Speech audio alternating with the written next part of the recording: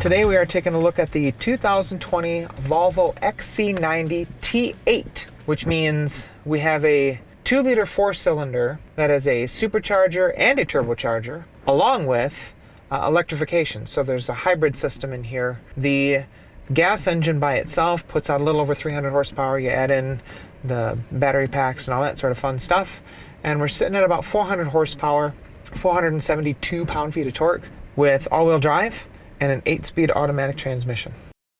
So Volvo did a mild refresh for 2020.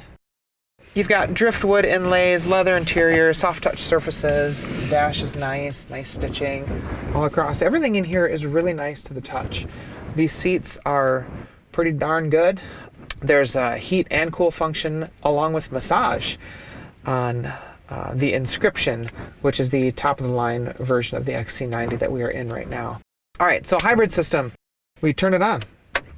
Whoop, it's on. Screen comes up here, we're several seconds in, sound system comes up, phone comes up, nav comes up. Still loading the other option we have here. Climate control, zoom, zoom, zip, zip, just like that. Everything's touch. The Bowers & Wilkins is pretty awesome. You can play around with different settings, envelopment and intensity. Nice little crystal shifter, which is new for 2020. It's really pretty.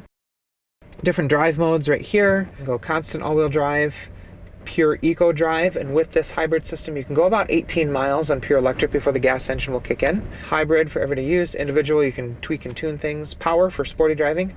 If you hit that, it actually lowers the suspension. This is an air suspension in here. Or off-road, we'll do that.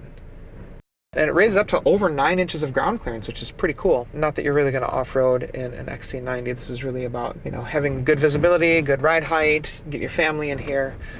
We'll go back to hybrid. Your tachometer changes to sort of a hybrid of a tach and a battery charger. And as you're charging, like if you're stepping on the brakes, there's regenerative braking, it will show you that it's charging the battery. Like right now I'm just battery and it's showing I'm about halfway to the top of the battery, and then it starts going down. And if I go a little faster, then the engine kicks in. So, quite interesting. All right, let's go for a little spin. So the hybrid system in the XC90 T8 it's cool. There's a lot of unique and interesting features in it, but this vehicle weighs almost 5,100 pounds without people in it. It's a lot of weight to move around, and the big concern that I have is the stress on the engine itself. That 4-cylinder is working pretty hard, and you supercharge it and you turbocharge it, then you slap a battery pack on there. It's just like there's so many different things going on to take care of motion in the XC90. The nice thing is it does respond well. It's actually a really quick vehicle for being so large, but this is definitely a big vehicle. There's body roll all over the place, including my body inside, because these seats aren't really meant to hold me like that.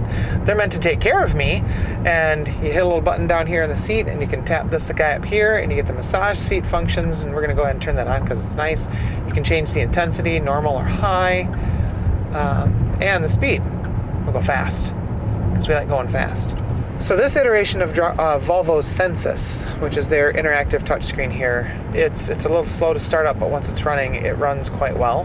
But you can change your heads-up display, park assist, bending lights, lane keep assist. You can change all of these things in here, turn things on and off.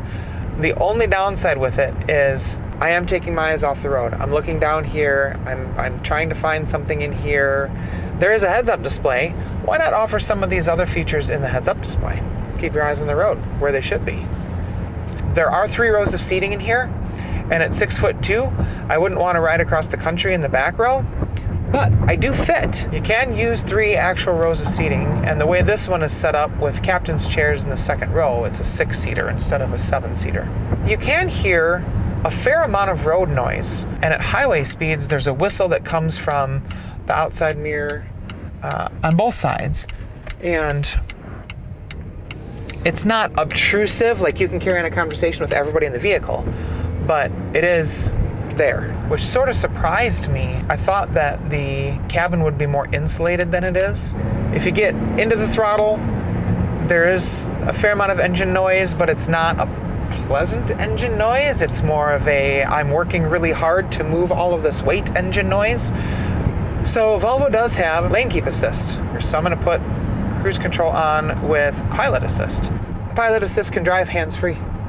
And it has a little green steering wheel down here, and then it shows up yellow under there and says apply steering.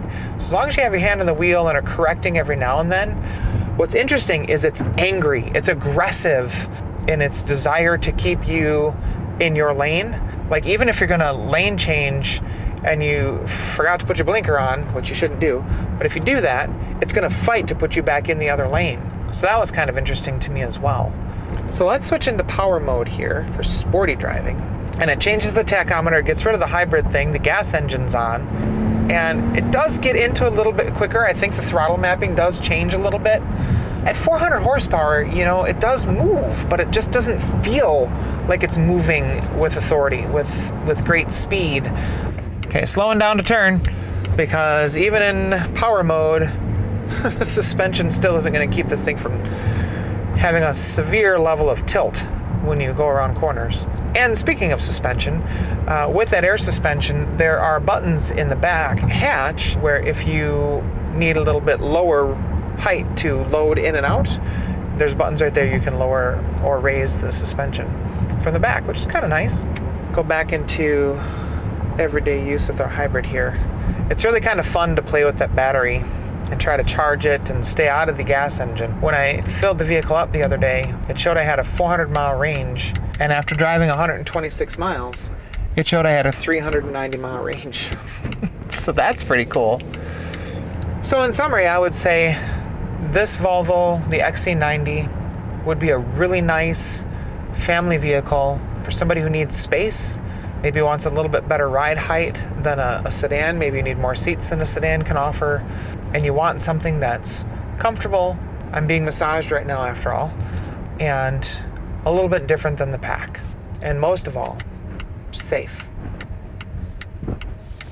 Because the Volvo is safe in spades.